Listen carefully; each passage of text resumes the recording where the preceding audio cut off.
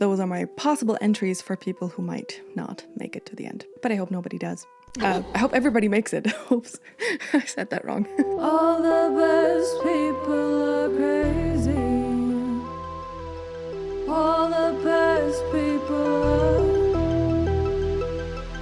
What's up, crazies? My name's Jessie, and welcome back to my YouTube channel. I am a digital intermediate engineer who's worked in post-production and can tell you a lot about how movies are made and what to notice while watching them. Stranger Things Season 5 will release in just a few days, and I thought it could be interesting to talk to you guys about my personal theories of what could happen in the last season of one of the greatest shows in cinema history. Let's dive in. Starting with possible plot points and plot twists that I came up with. Let's focus on Max first. I think she is alive, but now she is blind. Her character arc this season will be how she will handle this new disability. However, because of her near-death experience in season 4, she now has upside-down vision, similar to Will. But she doesn't feel Vecna. No, she can see into the upside down and what is happening there in the current moment. So she's blind, but she can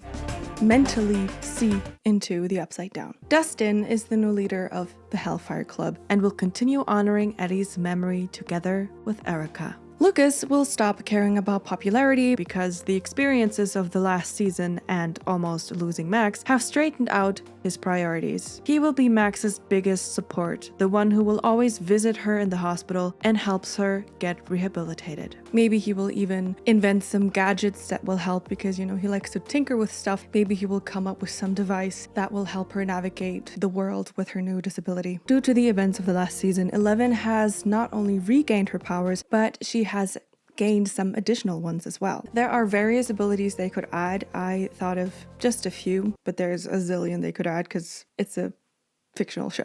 They could add healing, teleportation, flying, super speed, and the one that I think is most plausible, her being able to easily enter people's minds now without needing radio frequencies or TV static. My next theory is that I hope number 8 from season 2 will come back. She's heard about the mysterious goings-on in Hawkins and figured Elle could use her help. It will bring back the sister bonding storyline that started in season 2, and the two sisters reunite to save the world together. Speaking of, sealing the gate in the last season failed after all, and Vecna now has full access to Hawkins. After all this time, the rest of humanity cannot be kept in the dark as the creature and its monsters emerge from the ground, attacking the town. Chaos ensues and the townspeople scatter.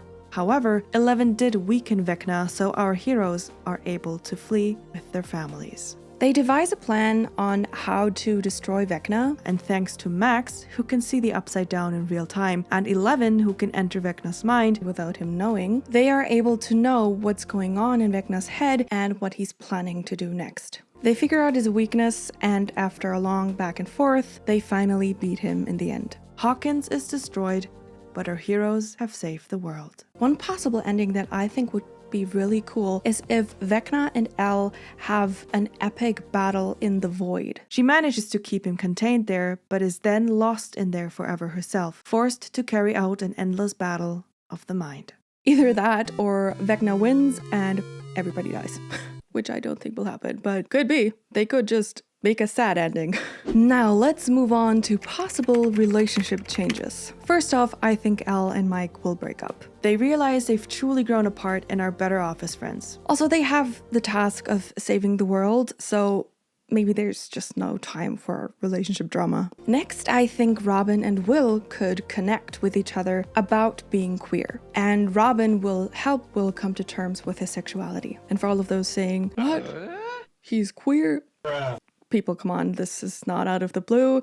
They've hinted at this since season 1, okay? This is not a surprise that he's gay. Robin will be Will's biggest support because she understands what it's like being queer in this time, and she also understands what he's going through. Robin helps guide him while simultaneously finding the courage to confess her feelings to Vicky. And thus, Robin finally gets her girl. After being encouraged by Robin, Will confesses his feelings to Mike. But Mike is straight. Now I know some people on the internet say he's bi or pan or something else. I haven't seen those hints. My BIDAR did not activate, so in my personal opinion, I don't think him and Will would make a good couple, to be honest. But that's just my opinion.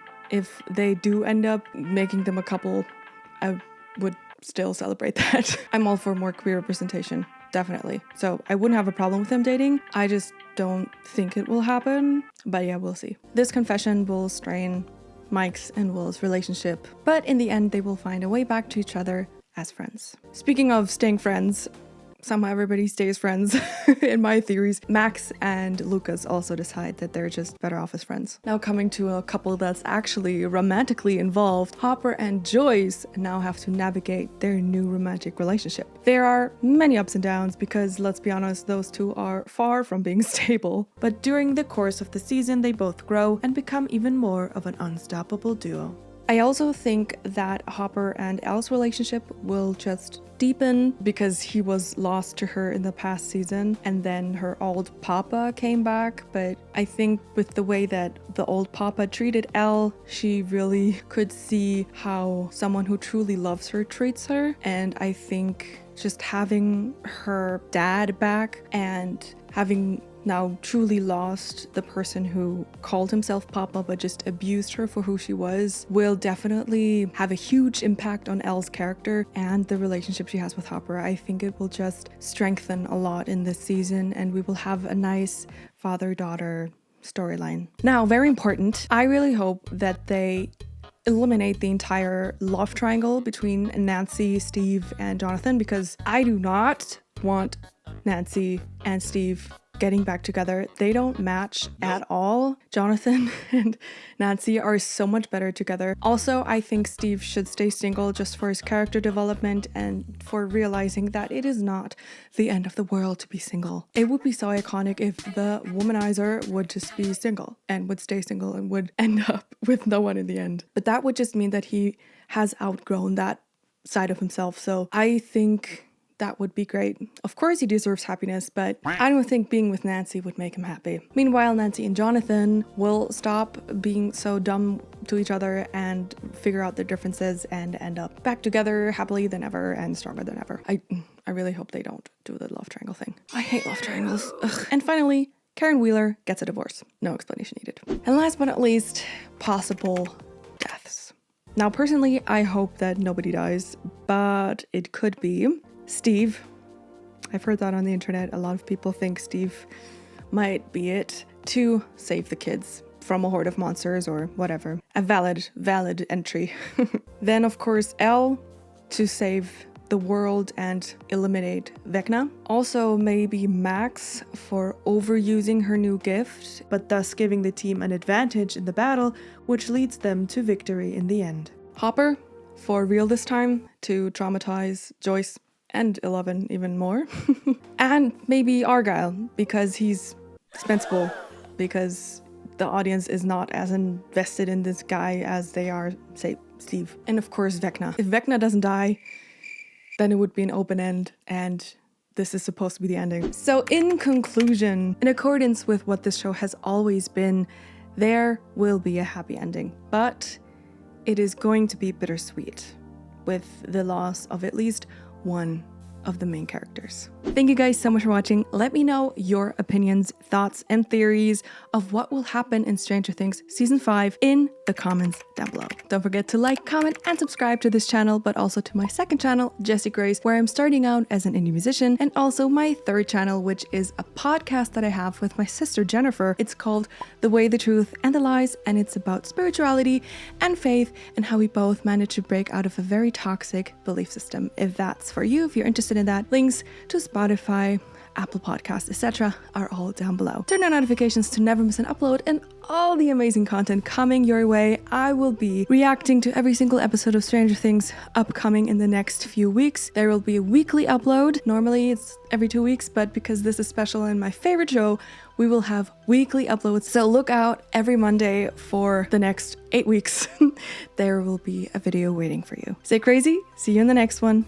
Bye! I'm so excited for this. You don't even know. I unfortunately missed the beginning of Stranger Things when it was a hype because I thought it was like scary, and back then I was like a hyper Christian. I thought everything was demonic, so I didn't watch it. But then I got over that and started watching it, and now I'm like, oh my god, I'm so happy that I'm alive at this time to be able to watch this great show, and I really hope that it'll be good. Yeah, no shit, Sherlock.